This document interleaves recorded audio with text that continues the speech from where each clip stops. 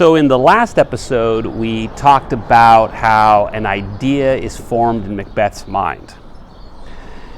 And in his soliloquy or distracted thinking as Banquo's talking to Angus and the other servant, we also notice the power of imagination, how the idea of murder starts to not weigh in his mind, but enter his mind and then become a sort of action. Now, the power of the mind on the imagination also leads to the famous Dagger speech. Now, Banquo first brings up the witches. I dreamt last night of the three weird sisters. To you, they have showed some truth. Is that true? What are we to make of fate as an idea here? This word weird from Old English ward. Is it fate in the classical pagan sense of an inevitable event? An event designed beforehand or designated beforehand? Like the witch's utterings that he will be a thane and then a king, as well as Banquo being the father of kings. Is this how a dream reveals a truth? Or is fate planted like an idea or a thought that is then acted upon without thinking? That's one way Macbeth is not lying when he says he doesn't think of the sisters or his fate because it's already happening. The idea is going to be realized. Like chance? That was his other idea. Where's Macbeth's agency? Is he like Bolingbroke in Richard II? I'm not sure. Is his agency enacting ideas in his mind? Isn't that how the Dagger speech works and why it's so haunting? Banquo leaves, and then he reveals his secrets. Is this a dagger which I see before me, the handle toward my hand? This is an imaginary dagger that he's adjusting in his mind. Come, let me clutch thee. I have thee not, and yet I see thee still. Art thou not, fatal vision, sensible? Like, can't I touch you with the senses, even though it's a vision, to feeling as to sight? Or art thou but a dagger of the mind, a false creation, proceeding from the heat oppressed brain? In other words, from his thoughts that he's been obsessing on. Is he dreaming? This mental vision, fatal in the sense that it's grounded by fate in the weird, as well as murder, leads to a real dagger. The dagger of the mind of ideas and thoughts becomes sensible in action.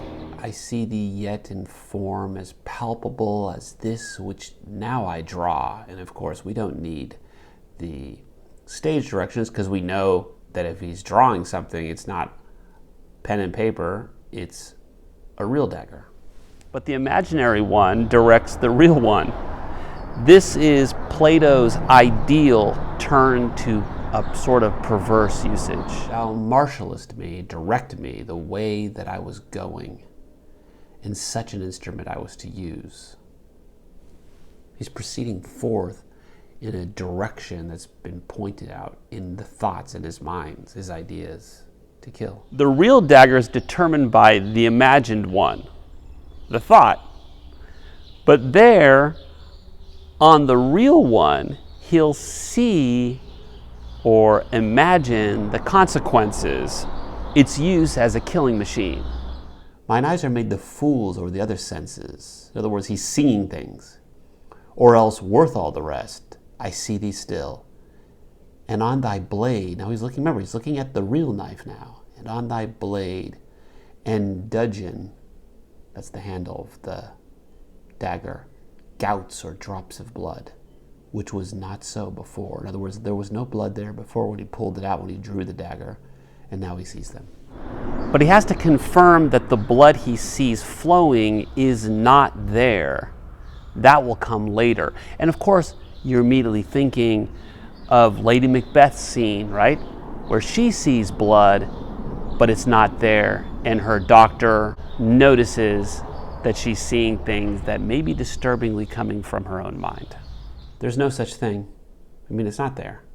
It is the bloody business, this idea of killing, which informs or gives form thus to mine eyes. In other words, the idea is becoming an image before him, and it's becoming an image that appears real to him. It is an idea that has now a form. It is in forms. Shakespeare reveals his obvious awareness of astronomy and the earth as a darkened globe filled with ghostly creatures. Now, o'er the one-half world, nature seems dead because it's nighttime, right? The world is turned away from the sun, so half the earth is now in shadows. And wicked dreams abuse or deceive. The curtains sleep, and it's curtained because beds had curtains around them. Witchcraft celebrates pale Hecate's offerings, and Hecate is that goddess of witchcraft and moon found in Middleton's original play, The Witches. And withered murder alarmed by his sentinel, the wolf. The wolf is the watchman, whose howls, that's the alarm, his watch. Thus with his stealthy pace, with Tarquin's ravishing strides towards his design, moves like a ghost. Thou sure and firm set earth, hear not my steps, which way they walk, for fear thy very stones prate of my whereabout, and take the present horror from the time, which now suits with it. In other words, he's going to try not to make a noise that will then awaken what he's planning to do, which is this terrible idea that's now becoming a reality. Whilst I threat, he lives. Words to the heat of deeds too, cold breath gives. And then, of course, a bell rings, which is a real stage direction from the play. But are there witches and ghosts? We know with the mention of Middleton's Hecate the witch, she is there to supply the musical entertainment. Again, remember that Middleton revised Macbeth and added musical numbers to what was probably not a musical play, including characters from his own play, The Witches. But for Shakespeare, do ghosts and witches signal guilty minds? Are they the manifestation of dark thoughts? We're back to Hamlet again, and in that case, that ghost is not a musical number, right? Think of what Macbeth says after the murder. I'll go no more. I'm afraid to think what I have done. What's interesting after the murder is Lady Macbeth's counsel. Repress those guilty thoughts. But don't forget that the blood on her hands is the exact same imagination caused by guilt that the doctor recognizes but cannot cure. Even he knows in her sleepwalking, in her dreaming, that she speaks the truth. Doctor of Physic, go to, you have known what you should not. Gentlewoman, she has spoke what she should not, I am sure of that. There's something very Freudian and Lacanian in the way writing plays a part in that scene. But then ultimately, the doctor's not a psychiatrist. The talking cure is in the future. That kind of doctor doesn't exist yet.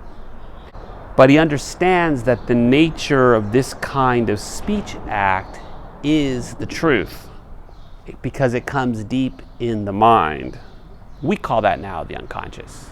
Doctor of Physic, foul whisperings are abroad. Unnatural deeds do breed unnatural troubles. Infected minds to their deaf pillows will discharge their secrets. In other words, when you're asleep, your secrets will be revealed through your dreams or through your sleepwalking in this case. And his solution is just like hers, repression. Doctor continues, my mind she has mated like a checkmate, right? Completely like thrown it off. He's like at a loss, right? Like you losing the game of chess. My mind she has mated, and amazed my sight. I think but dare not speak. I want to end this discussion of kings and Macbeth with a quick discussion of the speculum principium. Remember the mirror of princes? We saw that in Richard II when Richard literally looks into a mirror to see not only himself and his flaws, but also the failure of his reign as a king or prince.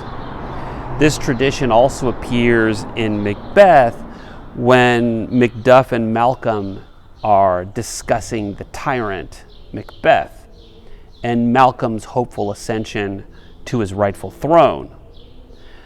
Macduff comments on kings like Macbeth.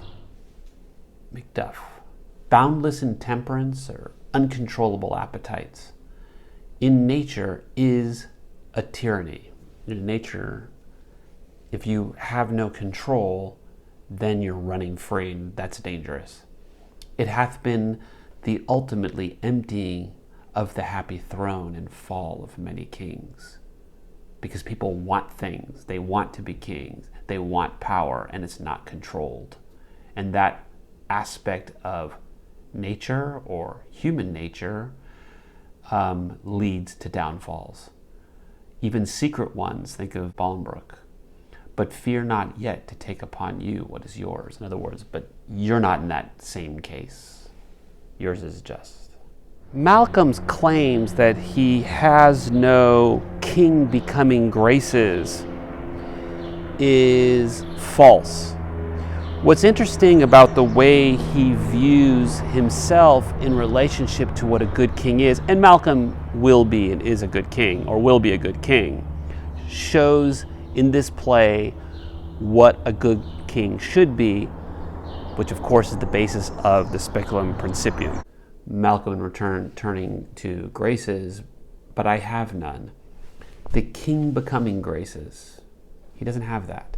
As justice, verity, temperance, stableness, bounty, perseverance, mercy, lowliness, devotion, patience, courage, fortitude, right? These are the virtues that you should have as a king. This is also a great example of a syndeton, right? This undoing of his graces shows that he has the grace of a king. It also helps us to assess princes and kings we've encountered as well throughout this episode. What is this thing we've been looking at? We've thought about kings and princes from the Prince of Verona to King Claudius in Hamlet, and then Richard, Henry IV, Henry V, and finally Duncan, Macbeth, and Malcolm. The speculum principium is supposed to help us judge the quality of a king. That's it.